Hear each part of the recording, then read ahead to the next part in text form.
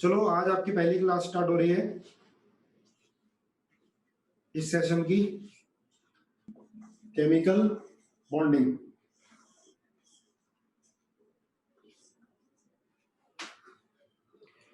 ठीक है, देखो केमिकल बॉन्ड फॉर्म क्यों होता है, why chemical bond is form. तो आप सब जानते हो why chemical bond is form. दो एटम बॉन्ड क्यों बनाते हैं, तो क्यों बनाते हैं? To complete octet, to complete octet and to gain stability, to gain stability. सबने पढ़ा होगा है डिटेल में। तो दो एटम बॉन्ड क्यों बनाते हैं? ऑक्टेट को पूरा करने के लिए, स्टेबिलिटी गेन करने के लिए, है ना। अब देखो जैसे दो एटम पास पास आएंगे, ये मान लिया कैटायन है, ये कैटायन है ना, और कोई भी दो एटम ले लिए, कैटायन है क्या, दो एटम ले लिए कोई भी, तो ये एटम जब पास पास आएंगे या जब बॉन्ड बनेगा तो अट्रैक्शन होगा या रिपल्शन होगा, ये बताओ जरा, लिखो चैट बॉक्स में। ये न्यूक्लियस बना दिया मैंने, बाहर इलेक्ट्रॉन क्लाउड बना दिया, ये न्यूक्लियस और इसके बाहर ये इलेक्ट्रॉन क्लाउड है। ठीक है, ये मान लिया एटम ए है और ये एटम बी है। तो जब ये दोनों पास पास आएंगे तो क्या होगा? रिपल्शन होगा, अट्रैक्शन होगा। बॉन्ड बनेगा तो क्या होता है? जब ये दोनों पास पास आएंगे, अट्रैक्शन या रिपल्शन, चैट बॉक्स में लिखा करो, लगे कि आप लोग पढ़ ही रहे, सो नहीं रहे। अट्रैक्शन रिपल्शन दोनों ही होते हैं। देखो जब भी ये दोनों पास पास आएंगे तो अट्रैक्शन भी होगा और रिपल्शन भी होगा, है ना। जब ये दोनों पास पास आएंगे तो न्यूक्लियस न्यूक्लियस में क्या होगा? फोर्स ऑफ रिपल्शन, है ना। न्यूक्लियस पॉजिटिव चार्ज है, न्यूक्लियस न्यूक्लियस में रिपल्शन होगा। दोनों का इलेक्ट्रॉन क्लाउड, इसमें क्या होगा? रिपल्शन होगा। इसके अंदर भी, इसमें भी फोर्स ऑफ रिपल्शन। अब देखो इसका न्यूक्लियस और इसका इलेक्ट्रॉन क्लाउड, तो क्या होगा? फोर्स ऑफ अट्रैक्शन होगा। इसका न्यूक्लियस, इसका इलेक्ट्रॉन क्लाउड, क्या होगा? Force of attraction. तो जब भी दो एटम पास आते हैं तो अट्रैक्शन भी होता है और रिपल्शन भी होता है। ठीक है, जब भी दो एटम पास पास आएंगे अट्रैक्शन भी होगा, रिपल्शन भी होगा। लेकिन बॉन्ड कब बनेगा? बॉन्ड कब बनेगा? Bond will form when net force of attraction, when net force of attraction greater than net force of repulsion। बात सही है। जब अट्रैक्टिव फोर्स रिपल्सिव फोर्स से ज्यादा हो जाएगा ओवरऑल तो बॉन्ड फॉर्म होगा। ठीक है, अदरवाइज बॉन्ड फॉर्म नहीं होगा। तो जहां पर अट्रैक्टिव फोर्स रिपल्सिव फोर्स से ज्यादा होगा तो एनर्जी क्या होगी? मिनिमम होगी। उस समय डेल्टा एच मिनिमम होगा मॉलिक्यूल का, और स्टेबिलिटी मैक्सिमम होगी। ठीक है, एनर्जी मिनिमम होगी और स्टेबिलिटी मैक्सिमम होगी। क्लियर है? तो बॉन्ड बनेगा, रिपल्शन अट्रैक्शन होगा, लेकिन बॉन्ड बन कब पाएगा? जब एटम पास आ रहे होंगे तो अट्रैक्शन रिपल्शन दोनों होता है, पर बॉन्ड तभी बनेगा जब net force of attraction net force of repulsion से ज्यादा होगा। तो ऐसे इस ग्राफ से हम दिखा सकते हैं, इसको आगे भी आएगा मॉलिक्यूलर ऑर्बिटल थ्योरी में ग्राफ। ठीक है, डिस्टेंस है, डिस्टेंस बिटवीन एटम, मान लीजिए एटम ए है और एटम बी है। ठीक है, तो इस तरह से ग्राफ ए और बी पास पास आ रहे हैं, बॉन्ड बन रहा है। यहाँ पर एनर्जी है, एनसीईआरटी में बना के दिखा रखा है ग्राफ मॉलिक्यूलर ऑर्बिटल थ्योरी में। यहाँ डिस्टेंस बिटवीन एटम है, इधर से ए आ रहा है, इधर से बी आ रहा है। देखो यहाँ पर ये मिनिमम एनर्जी पॉइंट है, मिनिमम एनर्जी पॉइंट, मतलब यहां पर बॉन्ड बन गया, यहां बॉन्ड बन गया इनका, ये मिनिमम एनर्जी पॉइंट है। एनर्जी क्या होगी? मिनिमम होगी, और स्टेबिलिटी होगी maximum. Stability maximum, energy minimum. यहां बॉन्ड बन गया। यहां जो डिस्टेंस होगी एटम ए और बी के बीच में, उसको बोलेंगे बॉन्ड लेंथ। एटम ए और के बीच में जो डिस्टेंस होगी उसको बोलेंगे बॉन्ड लेंथ। अभी बताओ ये जो ग्राफ है यहाँ पर टच करेगा नहीं करेगा? बताओ जरा, छोटी सी चीज है, एनसीईआरटी में लिखी होती है, ये ग्राफ ऊपर टच करेगा नहीं करेगा? यस और नो लिखो। करेगा तो क्यों करेगा, नहीं करेगा तो क्यों नहीं करेगा, चलो बताओ। नो, महक कह रही है नहीं करेगा। रीजन बेटा, सारे लोग इंटरेक्ट जरूर करो। अभी हमारी मजबूरी है कि आपको चैट बॉक्स में लिखना पड़ेगा, बात नहीं कर सकते। एनर्जी कांट बी जीरो, है ना, एनर्जी जीरो नहीं होगी। यहाँ पर रिपल्शन क्या होगा, एनर्जी जीरो नहीं होगा, रिपल्शन मैक्सिमम होगा, डिस्टेंस जीरो नहीं होगी, है ना सर। चलो मैं देखता हूँ क्या बोल रहे हो अमीश सिंह भैया। सर डिस्टेंस जीरो नहीं होगा दो एटम के बीच में, बिल्कुल सही है, दो न्यूक्लियस के बीच में डिस्टेंस जीरो नहीं हो सकता। तो यहाँ पर ये टच नहीं करेगा, लिख लेना, ये ग्राफ यहाँ पर टच नहीं करेगा क्योंकि दो न्यूक्लियस के बीच में डिस्टेंस जीरो नहीं हो सकता, लिख लो। अच्छा यहाँ पर जी, यहाँ भी टच करेगा नहीं करेगा, इधर देखो, इधर टच करेगा नहीं करेगा, यहाँ पर यस और नो, टच करेगा नहीं करेगा, नहीं करेगा, क्यों नहीं करेगा, रीजन बताओ। मैं नहीं करेगा टच, बिल्कुल सही है, सही बता रहे हो, टच क्यों नहीं करेगा, एनर्जी कांट बी जीरो, है ना, एनर्जी जीरो नहीं होगी। यहाँ पे देखो एनर्जी की नेगेटिव वैल्यू है, एनर्जी रिलीज होगी जब बॉन्ड बनेगा, तो हमेशा ड्यूरिंग बॉन्ड फॉर्मेशन, जब बॉन्ड बन रहा है तो एनर्जी रिलीज होगी। देखो यहाँ पर ये जीरो है, एनर्जी का जीरो साइन है, ये नेगेटिव। अगर न्यूक्लियस पास आ गया तो एनर्जी पॉजिटिव, तो यहाँ भी टच नहीं करता और यहाँ भी टच नहीं करता। लिख लेना छोटी छोटी बातें, शॉर्ट में किसी भी लैंग्वेज में, हिंदी इंग्लिश जिसमें आपको समझ में आए, लिखते जाओ साथ साथ। तो यहाँ भी टच नहीं करेगा ग्राफ, यहाँ भी टच नहीं करेगा, क्लियर है। यहाँ पर मिनिमम एनर्जी है, यहाँ पर बॉन्ड बन जाएगा। चलो तो हमने क्या पढ़ा, जब ए और बी बॉन्ड बनाएंगे या दो एटम केमिकल बॉन्ड क्यों बनाते हैं, ऑक्टेट कंप्लीट करने के लिए और स्टेबिलिटी गेन करने के लिए। पर ऐसे बहुत सारे एटम हैं, बहुत सारे कंपाउंड, एटम नहीं, बहुत सारे कंपाउंड, बहुत सारे मॉलिक्यूल हैं जो बॉन्ड तो बना लेते हैं लेकिन ऑक्टेट कंप्लीट नहीं होता है। जो बॉन्ड तो बना लेते हैं लेकिन ऑक्टेट कंप्लीट नहीं होता है, ठीक है।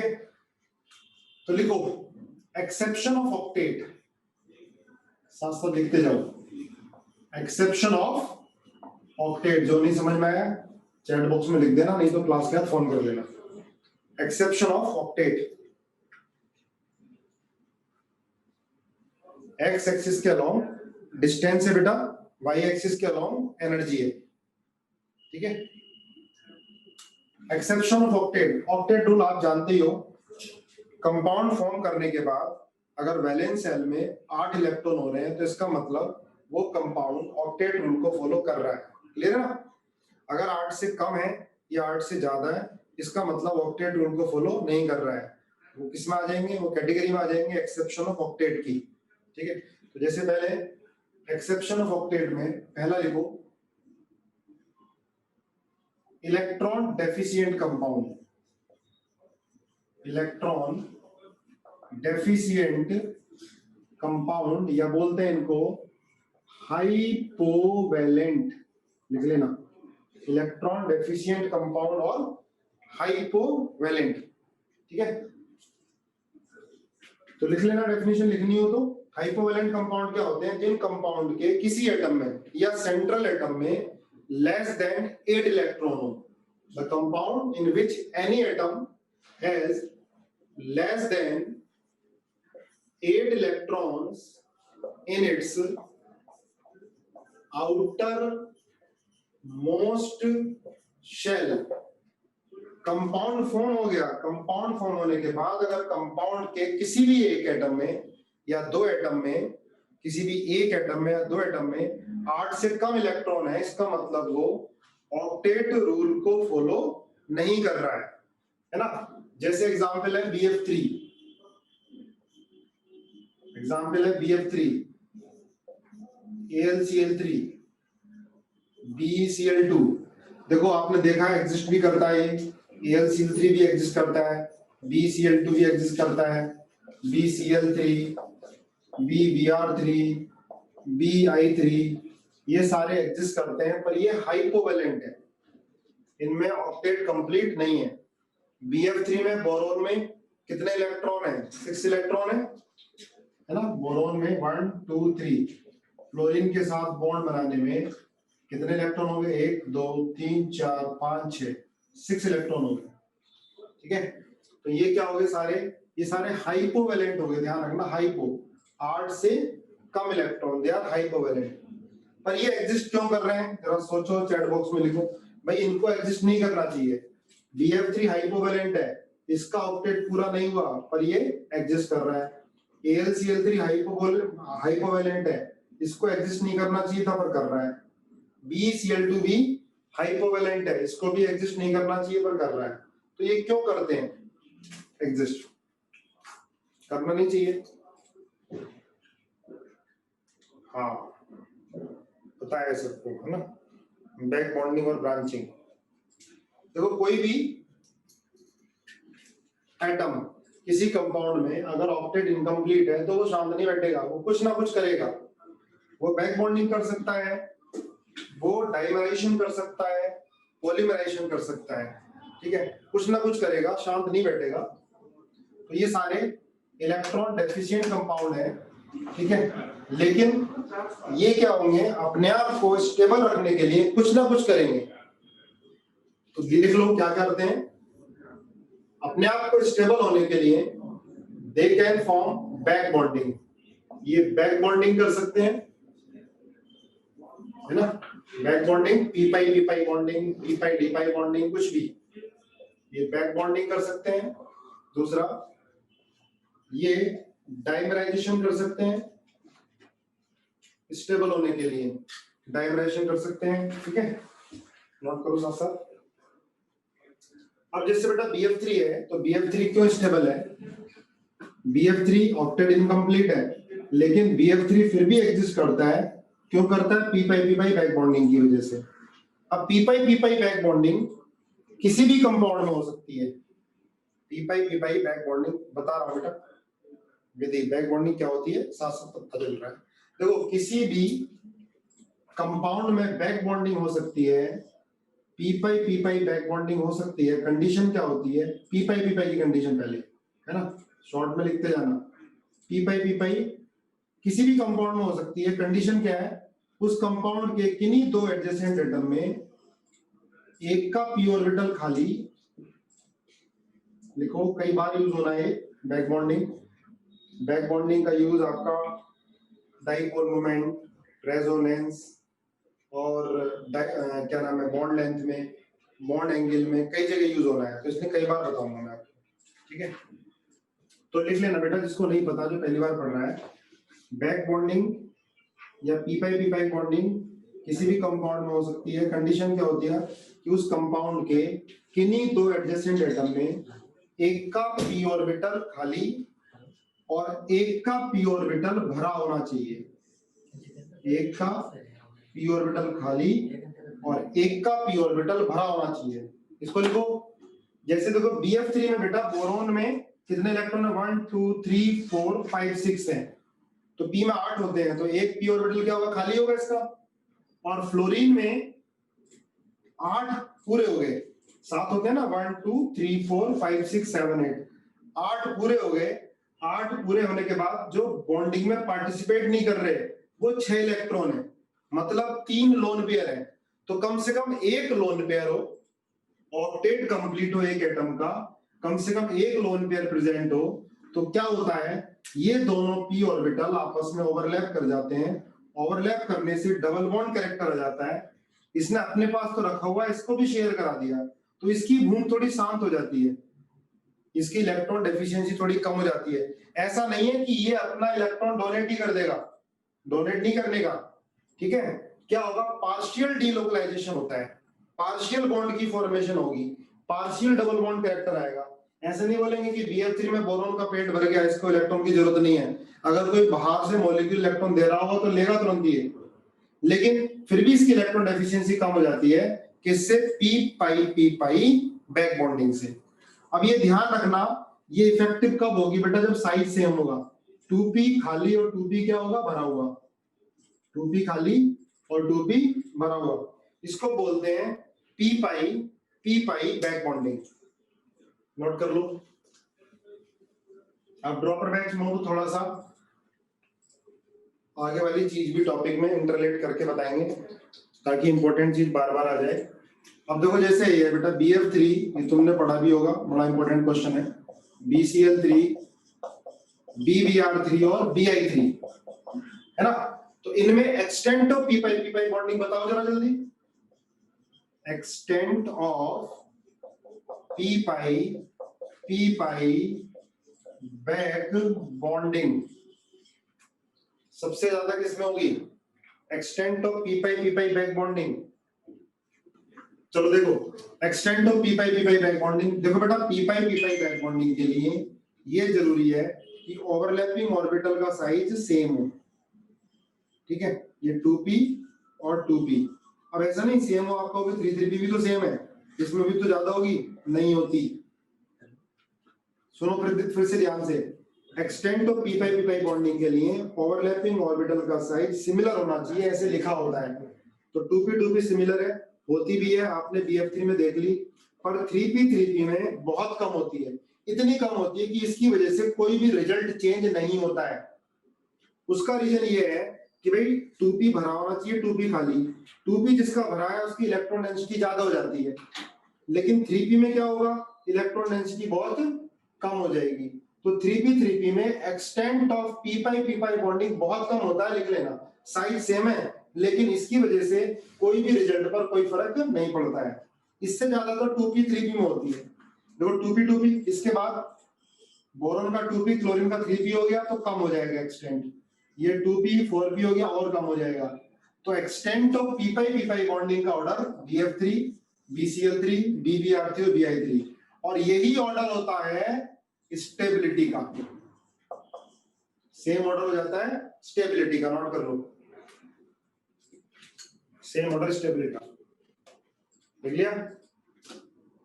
हाँ अच्छा, अब इसमें ये भी बताओ बेटा, देखो सारे जो हाइपोवेलेंट होते हैं, all hypovalent are Lewis acid, all hypovalent are Lewis acid. जितने भी हाइपोवेलेंट कंपाउंड है, हाइपोवेलेंट, इलेक्ट्रॉन डेफिशिएंट, जिनमें कोई भी एटम जिसका ऑक्टेट इनकम्प्लीट हो, ठीक है, ये सारे हाइपोवेलेंट कंपाउंड लुईस एसिड होते हैं।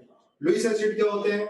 which have tendency to accept lone pair of electron, which have tendency to accept lone pair of electron, lone pair of electron, जिनकी lone pair of electron को accept करने की टेंडेंसी होगी, ठीक है, वो लुईस एसिड होते हैं। तो क्या बात सही है कि सारे हाइपोवेलेंट कंपाउंड लुईस एसिड की तरह बिहेव करेंगे? बोलो, साथ साथ एनसीईआरटी पढ़ना और क्वेश्चन फ्रेम करने हैं आपको। Tendency to accept lone pair of electron, ठीक है। तो आप देखो इनमें लुईस एसिडिक पावर बताओ किसकी ज्यादा होगी, है ना, बहुत कॉमन क्वेश्चन है ना पी ब्लॉक का। लुईस एसिडिक पावर किसकी ज्यादा होगी? BF3, BCl3, BBr3, BI3, किसकी ज्यादा होगी? जल्दी लिखो यार, BI3। चलो सबको बताया BI3। इलेक्ट्रॉन लेने की किसी दूसरे से टेंडेंसी BI3 की ज्यादा, क्योंकि देखो BF3 में तो 2p ओवरलैपिंग हो गई। BF3 में बोरॉन को तो इलेक्ट्रॉन काफी हद तक फ्लोरीन से मिल गए, यहाँ क्लोरीन का साइज बड़ा हो गया तो कम जा पाएंगे, ब्रोमीन में और कम जा पाएंगे, आयोडीन में सबसे कम इलेक्ट्रॉन जा पाएंगे इधर। तो बोरॉन की इलेक्ट्रॉन डेफिशिएंसी ज्यादा है, किसी दूसरे से इलेक्ट्रॉन लेने की टेंडेंसी ज्यादा है। तो लुईस एसिडिक कैरेक्टर का ऑर्डर Bi3, BBr3, BCl3 और BF3, ये हो गया, ये ऑर्डर हो गया, ठीक है, नोट कर लो जरा। तो ऐसे ही देखो, अब ये बेटा BCl2 है ना, BCl2 ये क्या करेगा? ये बैक बॉन्डिंग करेगा क्या? ये स्टेबल होने के लिए बहुत छोटी चीज है, एनसीईआरटी से लिखी हुई है ना। देखो ये BCl2 जो है बेटा, ये गैसियस स्टेट में तो मोनोमर होता है, मोनोमर, और लिक्विड स्टेट में डाइमर होता है, और सॉलिड स्टेट में ये पॉलीमर होता है। हाँ, मैं कह रही है कि डाइमराइजेशन होगा। देखो जब इसको सॉलिड स्टेट में लेके जाएंगे, गैसियस स्टेट में हाई टेम्परेचर पर, तो ये मोनोमर BCl2 की तरह एग्जिस्ट करेगा, है ना। BCl2 लीनियर होता है, आगे हाइब्रिडेशन में पढ़ेंगे भी। BCl2 और ये गैसियस स्टेट में एट हाई टेम्परेचर, लेकिन सॉलिड स्टेट में ये पॉलीमराइज करता है। क्योंकि देखो बेरिलियम में कितने इलेक्ट्रॉन है, बेरिलियम में इलेक्ट्रॉन कितने हैं, 1 2 2 तो थे, 2 इनके तो 4 ही तो हुए। और ऑक्टेट पूरा करने के लिए, ऑक्टेट पूरा करने के लिए क्या हो जाएगा, 8 इलेक्ट्रॉन चाहिए, तो इसका ऑक्टेट क्या इनकम्प्लीट है। तो क्या करता है ये, पॉलीमराइजेशन करता है, BCl Cl Cl Cl बना लेना, Cl Cl। तो क्या होगा, ये अपना लोन पेयर इसको कोऑर्डिनेट कर देगा, ये अपना लोन पेयर इसे कोऑर्डिनेट कर देगा, ये अपना लोन पेयर इसे कोऑर्डिनेट कर देगा, ये अपना लोन पेयर इसे कोऑर्डिनेट कर देगा। इस तरह से क्या होगा, पॉलीमराइजेशन होगा और अपने आप को स्टेबल रखने की कोशिश करेगा ये। ठीक है, इस बॉन्ड को क्या बोलेंगे बताओ जरा, ये बॉन्ड पूरा यहाँ से यहाँ तक ये है ना, क्या बोलेंगे इस बॉन्ड को, कौन सा बॉन्ड बोलेंगे, पूरे यहाँ से यहाँ तक, उसको बोलते हैं ब्रिज बॉन्ड, है ना, ब्रिज बॉन्ड। हाँ डेटिव बॉन्ड तो है ही है, इस पूरे को क्या बोलेंगे, ब्रिज, Cl ब्रिज की फॉर्म में, ब्रिज बॉन्ड, ब्रिज बॉन्ड, बनाना बॉन्ड मत बोल देना इसे, ब्रिज बॉन्ड। ठीक है, अब देखो ध्यान रखना, ये जो बॉन्ड है यहाँ पर, एक इलेक्ट्रॉन इसका यूज, एक इलेक्ट्रॉन इसका, इसके 2 इलेक्ट्रॉन, और ये एटम कितने हैं, 3 है, ये एटम 3 है। तो इस बॉन्ड को बोलते हैं 3 सेंटर्ड 4 इलेक्ट्रॉन बॉन्ड, है ना, 3 सेंटर्ड 4 इलेक्ट्रॉन बॉन्ड। ये जो ब्रिज बॉन्ड है पूरा यहाँ से यहाँ तक, इसमें 3 तो एटम है, और 3 एटम में 4 इलेक्ट्रॉन यूज हो रहे हैं, 1 2 3 4। देखो जो नॉर्मल बॉन्ड होगा ये वाला, ये जो बॉन्ड है इसको बोलेंगे 2 centred 2 electron bond, 2 centred 2 electron bond. ठीक है, देखो अच्छा जो BF2 होता है, देखो ये सिलिका टाइप स्ट्रक्चर बना लेता है, ये इसमें कर लेता है P pi bonding, silica type structure बन जाता है, नहीं है सिलिका टाइप स्ट्रक्चर BF2। चलो तो समझ में आ गया कि क्या करेगा, कि पी पाई बैक बॉन्डिंग करेगा, या पॉलीमराइजेशन करेगा, डाइमराइजेशन करेगा स्टेबल होने के लिए, कुछ ना कुछ तो करेगा। जैसे ये BH3 है ना, ये एग्जिस्ट नहीं करता है, क्यों नहीं एग्जिस्ट करता, इसका ऑक्टेट इनकम्प्लीट है, और ये कुछ पी पाई बैक बॉन्डिंग में नहीं कर सकता। तो क्या एग्जिस्ट करता है, B2H6 है ना, डाइमर एग्जिस्ट करता है, और ये इसका स्ट्रक्चर होता है बहुत कॉमन, तुमने पढ़ा हुआ है, बहुत कॉमन है, सबने पढ़ा हुआ होगा, क्या बोलते हैं इसको, डाइबोरेन, है ना, डाइबोरेन। बताओ डाइबोरेन लुईस एसिड होगा, ये लुईस एसिड होगा, BH3 लुईस एसिड होगा या B2H6 होगा, इनमें कौन लुईस एसिड होगा, कॉमन सा क्वेश्चन है, चैट बॉक्स में लिखो, इसमें BH3 लुईस एसिड होगा या B2H6, सब BH3 लिख रहे हो, B2H6 लुईस एसिड नहीं होगा, B2H6 में क्या सबके ऑक्टेट कंप्लीट हो गए, क्यों भाई, बेटा BH3 तो है ही लुईस एसिड, है ना, पहली बात तो ये एग्जिस्ट तो करता नहीं है, लेकिन B2H6 एग्जिस्ट करता है, पर ये भी लुईस एसिड होता है, इसका भी ऑक्टेट कंप्लीट नहीं है, ये भी इलेक्ट्रॉन डेफिशिएंट है, इट आल्सो इलेक्ट्रॉन डेफिशिएंट। अब तुम देखना रिएक्शन, जब तुम पी ब्लॉक की एनसीईआरटी पढ़ोगे, बड़े सारे क्वेश्चन आते हैं इससे, इलेक्ट्रॉन रिच कंपाउंड से। देखो B2H6 में ये 2 तरह के बॉन्ड होते हैं,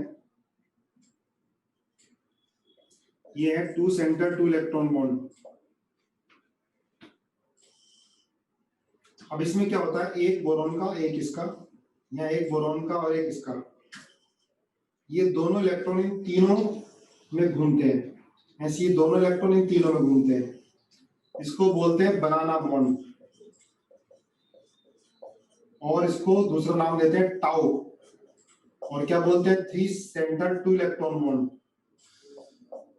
3 सेंटर 2 इलेक्ट्रॉन बॉन्ड। ठीक है ना, इसमें देखो 2 इलेक्ट्रॉन ये वाले इन तीनों में घूमते हैं, ऐसे ये वाले 2 इलेक्ट्रॉन इन तीनों में घूमते हैं, तो बनाना शेप बना देते हैं इसकी, बनाना बॉन्ड होता है।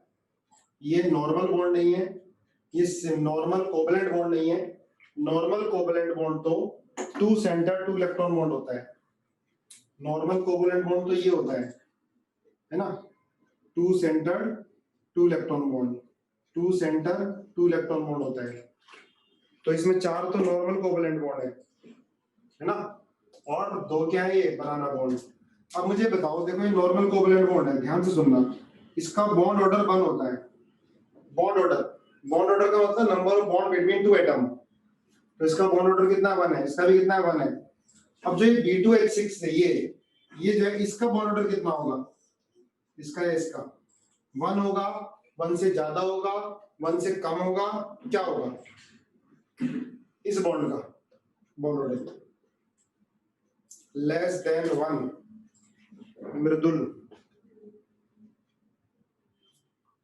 Less than 1, good, less than 1 होगा, बिल्कुल सही है, सबको पता बॉन्ड ऑर्डर लेस देन 1 होगा बेटा इसका। क्यों, रीजन क्या है, देखो नॉर्मल जो कोवलेंट बॉन्ड होता है वो 2 इलेक्ट्रॉन से मिलके बनता है ना, तो जो बॉन्ड बनेगा उसका बॉन्ड ऑर्डर 1 होगा नॉर्मल का।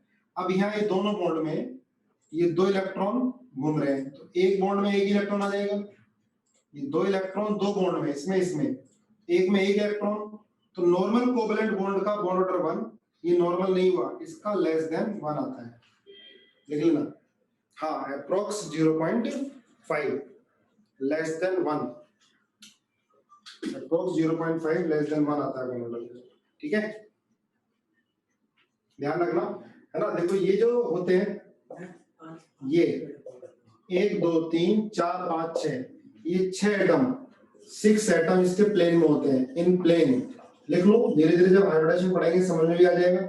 इसमें हाइब्रिडाइजेशन sp3 होती है इसकी, लेकिन ये एक प्लेन में, ये अबव द प्लेन, ये बिलो द प्लेन, नोट कर लेना, रिपीट 1 टाइम, प्रज्ञा बेटा। इसमें देखो ये जो बनाना बॉन्ड है ना, इसका बॉन्ड ऑर्डर, इसका पूछ लिया तो लेस देन 1 आएगा, क्योंकि इसको क्या बोलते हैं हम, 3 सेंटर 2 इलेक्ट्रॉन बॉन्ड।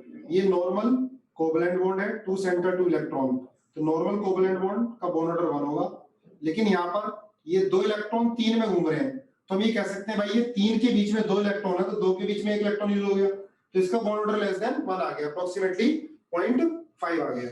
अब ध्यान रखना, ये 1 2 3 4 5 6 एटम इन अ प्लेन, ये अबव द प्लेन हो गया, ये बिलो द प्लेन हो गया। तो क्या ये मॉलिक्यूल प्लेनर हुआ, नॉन प्लेनर, ओवरऑल मॉलिक्यूल, क्या बोलोगे भाई, ओवरऑल मॉलिक्यूल प्लेनर या नॉन प्लेनर, याद करो पुराना हाइब्रिडाइजेशन पहले पढ़ा हुआ है, ओवरऑल मॉलिक्यूल हो गया नॉन प्लेनर, ठीक है, नॉन, क्योंकि सारे एटम एक प्लेन में नहीं है, non planar, overall molecule non planar, ठीक है।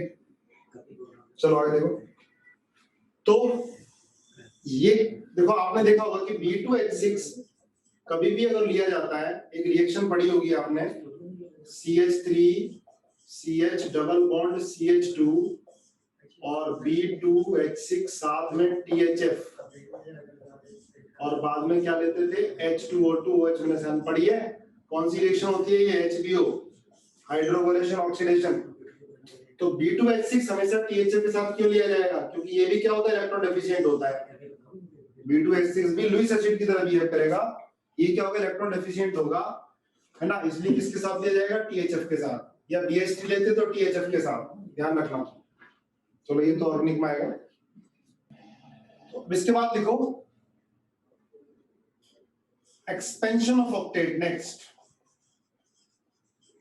एक्सपेंशन ऑफ ऑक्टेट या hyper valent compound, expansion of octet और हाइपर वैलेंट कंपाउंड। अब ये क्या होते हैं कि जो कंपाउंड बनाने के बाद किसी भी एटम में, चाहे सेंट्रल एटम हो या कोई और भी एटम हो, इलेक्ट्रॉन 8 से ज्यादा हो जाते हैं, तो इसका मतलब ये हाइपर वैलेंट कंपाउंड है ना। जैसे सुनो ध्यान से, ये लिख लो, है ना, सेंट्रल एटम में ग्रेटर देन 8 इलेक्ट्रॉन होंगे तो क्या होगा, हाइपरवैलेंट होगा। If central atom has greater than 8 electron तो क्या होगा, हाइपरवैलेंट होगा। ठीक है बात भाई। अब देखो जैसे ये है SF6 है ना, PCl5, HCF2, HCF6, HCF4 और बहुत सारे कंपाउंड। कोई भी क्वेश्चन दिमाग में आएगा तो तुरंत पूछना। चलो तो ये एक्सपेंशन ऑफ ऑक्टेट हाइपरवैलेंट कंपाउंड भी बोलते हैं। भाई सल्फर है 1 2 3 4 5 6, फ्लोरीन के साथ इसने बॉन्ड बनाया तो सल्फर में कितने इलेक्ट्रॉन हो गए, 6 इलेक्ट्रॉन हो गए, 6 और 6 12 हो गए। OF6 भी तो बनाना चाहिए था, OF6 क्यों नहीं बनता, SF6 बन जाता है। O में भी तो वैलेंस इलेक्ट्रॉन कितने हैं, 6 हैं, है ना। जैसे PCl5 बन गया, NCl5 भी तो बनना चाहिए था, N में भी तो क्या है, वैलेंस इलेक्ट्रॉन कितने हैं, 5 है ना। SF6 बन रहा है, OF6 क्यों नहीं बन रहा। बिल्कुल सही है, क्योंकि d ऑर्बिटल नहीं है, ऑक्सीजन में d ऑर्बिटल नहीं है। d ऑर्बिटल ना होने के कारण ये अपने ऑक्टेट को एक्सपेंड नहीं कर सकता, ये एग्जिस्ट नहीं करेगा। अगर आपने बना दिया तो इसकी बैंड बच जाएगी, इसके पास 6 इलेक्ट्रॉन और 6 12 आ जाएंगे, और 12 इलेक्ट्रॉन रखने की जगह ऑक्सीजन पर नहीं है। ठीक है, जिनके पास भी d ऑर्बिटल होता है वो अपने ऑर्बिट को एक्सपेंड कर लेते हैं, जिनके पास भी d ऑर्बिटल होगा वो अपने ऑर्बिट को एक्सपेंड कर लेते हैं। अब कैसे मालूम चलेगा कि भाई d ऑर्बिटल है, तो आप इलेक्ट्रॉनिक कॉन्फ़िगरेशन लिख के देखोगे। अगर वैलेंस इलेक्ट्रॉन थर्ड सेल में जा रहा है, 3p में जाए चाहे 3s में जाए या 3d में, अगर वैलेंस इलेक्ट्रॉन थर्ड सेल में जा रहा है इसका मतलब इसके पास d ऑर्बिटल है और अपना एक्साइटेड स्टेट में d ऑर्बिटल को यूज कर सकता है। बात समझ में आई। सल्फर है कितने electron, 1s2 2s2 2p6 3s2 3p4। अब थर्ड सेल है तो d है, एक्साइटेड स्टेट में ये क्या करेगा, 3d को यूज कर लेगा। ठीक है, बॉन्ड फॉर्मेशन में।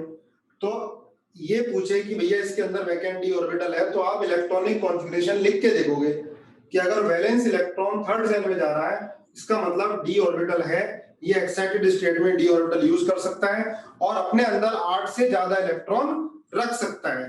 ठीक बात है। तो जैसे सल्फर है, फास्फोरस है, जिनॉन है, तो ये सारे कौन से कंपाउंड हो गए, hyper valent compound.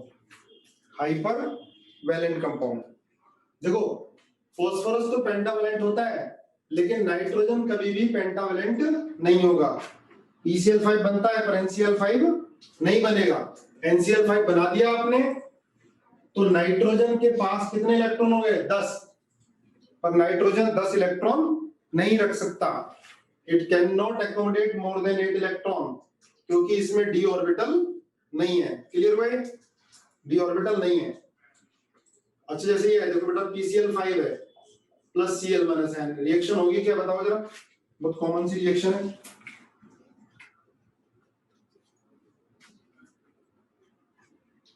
PCl5 plus Cl minus N, reaction होगी या नहीं होगी, HB नो बेटा होती है, और PCl6 माइनस बनता है। फास्फोरस की जो मैक्सिमम वैलेंसी होती है वो 6 होती है। अब ये बताओ PCl5 plus Cl minus N, PCl6 minus N, वैभव रिएक्शन हो रही है तो क्यों हो रही है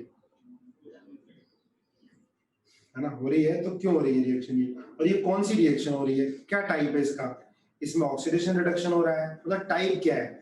अब आप पढ़ोगे एनसीईआरटी नॉर्मली पढ़ोगे तो हर रिएक्शन का टाइप देखना है कि भाई ये एसिड बेस है या ये रिडॉक्स है या इंट्रामोलिकुलर रिडॉक्स है या सिंपल रिएक्शन है, मतलब क्या हो रहा है, कौन सी रिएक्शन हो रही है, कुछ नहीं बता रहे। मैं सिंपल एसिड बेस रिएक्शन, भाई ये लुईस बेस की तरह बिहेव करेगा और ये लुईस एसिड, अब आप कहोगे लुईस एसिड की तरह क्यों बिहेव करेगा, क्योंकि डी ऑर्बिटल खाली है, अभी डी ऑर्बिटल में जगह है, अभी ये लोन पेयर ले सकता है, तो ये कौन सी रिएक्शन हो गई, ये एसिड बेस रिएक्शन हो गई, यहाँ ये लुईस एसिड है, लुईस बेस है। अच्छा अगर पूछ ले कि बताओ मैक्सिमम कोवेलेंसी ऑफ फास्फोरस, क्या बोलोगे, maximum covalency of phosphorus, answer क्या बोलोगे, क्वेश्चन पूछ लिया कि कोवेलेंसी कितनी होगी? मृदुल, बिल्कुल सही बात है, 6 होगी कोवेलेंसी 6। अब जनरली हमें 5 ध्यान रहती है, पीसीएल 5 देखते हैं, लेकिन मैक्सिमम कोवेलेंसी 6 होती है, 7 नहीं मिलेगी। आपने जितने कंपाउंड देखे होंगे फास्फोरस की, मैक्सिमम बॉन्ड 6 बन सकते हैं, ठीक है। तो मैक्सिमम कोवेलेंसी कितनी होगी? 6 फास्फोरस की, PCl6 माइनस आयन बनता है। और नाइट्रोजन की मैक्सिमम कोवेलेंसी बताओ जरा, चलो बताओ, कौन बताता है? नाइट्रोजन की मैक्सिमम कोवेलेंसी कितनी हो सकती है? महक बता रही है 4, तन्मय 4, प्रीति, ऋषभ, मृदुल गलत बेटा, 5 हो ही नहीं सकती। नाइट्रोजन की मैक्सिमम 4 होती है, NH4 प्लस, तुमने पढ़ा होगा, है ना, देखा भी होगा। मैक्सिमम 4 वैलेंसी, 4 बॉन्ड बन सकते हैं, 4 से ज्यादा नहीं बन सकते, ठीक है ना। 5 तो हो ही नहीं सकती कभी भी, किसी भी कंपाउंड में 5 दिखाओ तो हो ही नहीं सकती, 5 बॉन्ड लग ही नहीं सकते। मैक्सिमम 4 बेटा, जनरली 3 होती है, मैक्सिमम 4। हाँ, डी ऑर्बिटल नहीं होता है। अच्छा, ऑक्सीजन की मैक्सिमम कितनी होती है, कोई बताएगा? ऑक्सीजन की, अब दिमाग चलाओ कि हमने कैसे कंपाउंड देखे हैं, कितने ऑक्सीजन में मैक्सिमम कितने बॉन्ड देखे हैं हमने, है ना।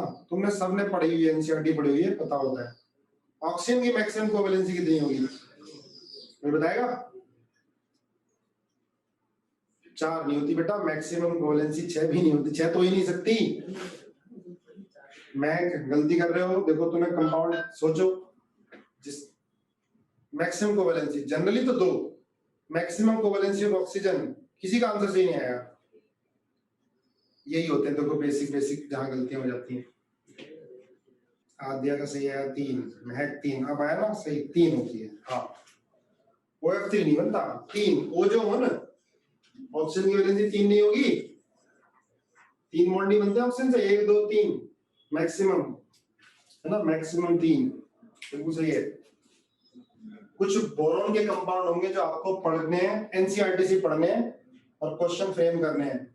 नोट्स अपना खुद लिख के मुझे भेजोगे, कौन कौन सा? B2H6 लिख लेना, ये होमवर्क है आपका, ठीक है। और बोरोन के हैलाइड और H3BO3, ये 2 दिन के अंदर, आज और कल, H3BO3 और BN बोरोन नाइट्राइड, जितना एनसीईआरटी मिलता है, नहीं मिलता कोई बात नहीं, जो भी मिले एनसीईआरटी में इनके बारे में, और पढ़ते हुए क्वेश्चन फ्रेम करने हैं। देखो B2H6 में एक पैराग्राफ है, और IIT तक इतने अच्छे क्वेश्चन बनाए हैं उन्होंने लाइनों से, बहुत अच्छे। तो आपको लिख के नोट करना है, ठीक है, अपनी कॉपी में फोटो स्कैन करके मुझे सेंड करने हैं पर्सनल नंबर पे मेरे। B2H6 के बारे में, पहला B2H6, फिर H3BO3, ठीक है। 3rd नंबर पर BN, 4th नंबर पर बोरेक्स के बारे में, है ना। 5th नंबर पर B3N3H6, ठीक है, इनके बारे में आप भेजोगे, मैं फिर शेयर करूंगा ग्रुप में, ठीक है। चलो, तो हाइपरवैलेंट कंपाउंड चल रहा था। हाइपरवैलेंट कंपाउंड बहुत सारे लुईस एसिड की तरह भी बिहेव करते हैं, क्योंकि हाइपरवैलेंट होने के बाद भी उनके पास जगह बच जाती है और वो एसिड बेस रिएक्शन शो कर सकते हैं, जैसे हमने PCl5 प्लस Cl- क्या पढ़ा, PCl6 माइनस, ठीक है ना।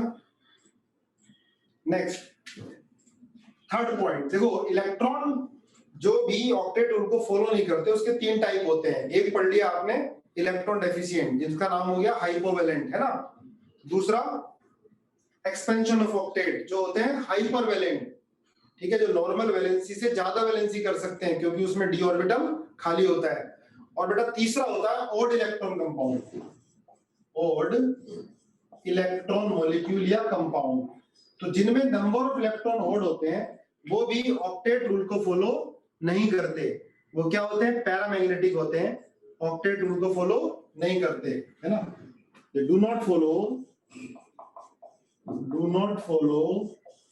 ऑक्टेट रूल को फॉलो नहीं करेंगे। देखो भाई, do not follow octet rule, जैसे NO है ना, NO2 है, ClO2 है, ये ओड इलेक्ट्रॉन कंपाउंड है, ये भी ऑक्टेट रूल फॉलो नहीं करते हैं। और जो ओड इलेक्ट्रॉन कंपाउंड होते हैं वो सारे क्या होते हैं, paramagnetic, attracted by magnet, paramagnetic, ठीक है। हाँ, ऐसा नहीं है कि इवन वाले जो होंगे वो सारे डायमैग्नेटिक होंगे, जिनमें इवन नंबर ऑफ इलेक्ट्रॉन होते हैं वो डायमैग्नेटिक होते हैं, एक्सेप्ट, है ना, पता है तुम्हें सबको ये, एक्सेप्ट O2 S2 B2, पता है ना, O2 S2 B2। डायमैग्नेटिक क्या होते हैं, रिपेल बाय द मैग्नेट, जिनमें इवन नंबर ऑफ इलेक्ट्रॉन होंगे वो क्या होंगे, डायमैग्नेटिक। ये जनरली है, नॉट ऑलवेज।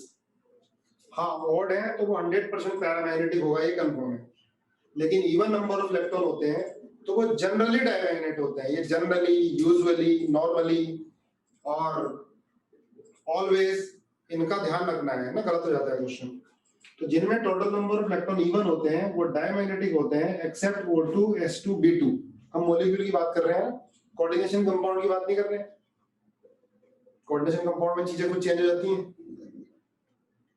तो O2 S2 B2 ये क्या है, इनमें इवन नंबर ऑफ इलेक्ट्रॉन है, पर ये क्या होते हैं, पैरामैग्नेटिक, ये पैरा होते हैं, है ना।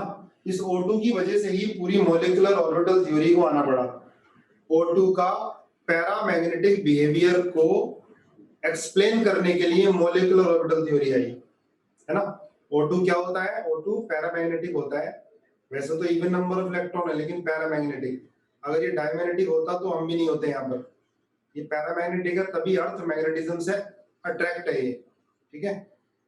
नहीं तो O2 और O3 में कौन भारी होता है, O2 और O3 में कौन भारी होता है, ओजोन।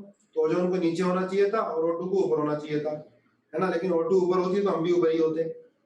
और O2 नीचे क्यों है, अट्रैक्ट क्यों है, क्योंकि पैरामैग्नेटिक है, ये अर्थ मैग्नेटिक फील्ड से अट्रैक्ट है, ठीक है ना। तो इसको एक्सप्लेन करने के लिए मॉलिक्यूलर ऑर्बिटल थ्योरी आती है। तो ये बेटा पैरामैग्नेटिक है, ये ऑक्टेट रूल को फॉलो नहीं करते। जैसे NO का स्ट्रक्चर बनाओगे आप, ये बना दिया आपने 1 2 3 4 5, ओ 1 2 3 4 5 6, अगर आपने ये कर दिया,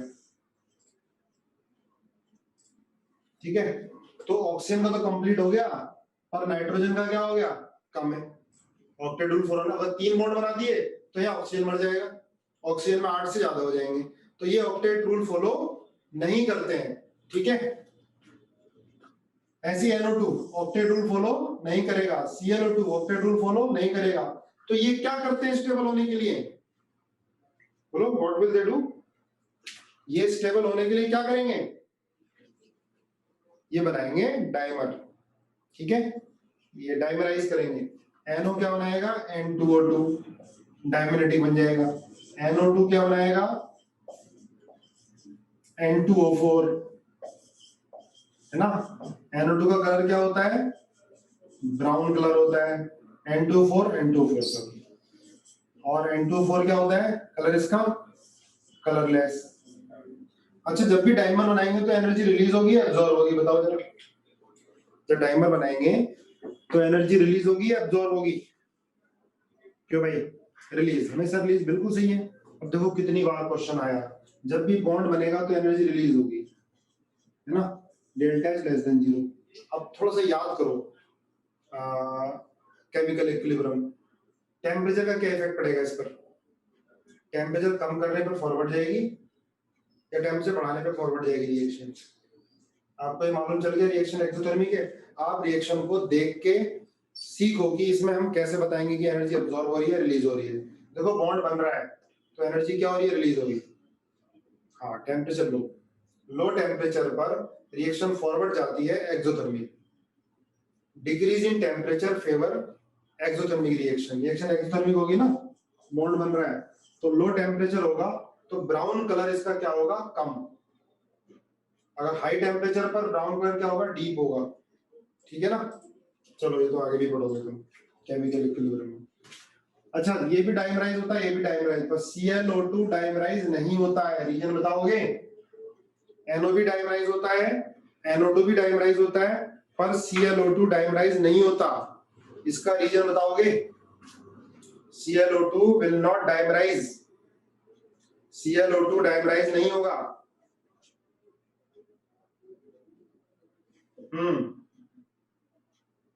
लार्ज साइज ऑफ Cl, बिल्कुल सही है।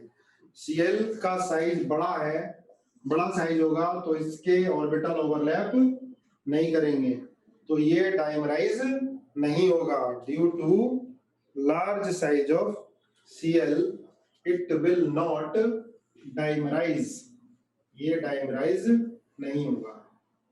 कर लो नोट। चलो आइन डालो, आयनिक बॉन्ड। इसके बाद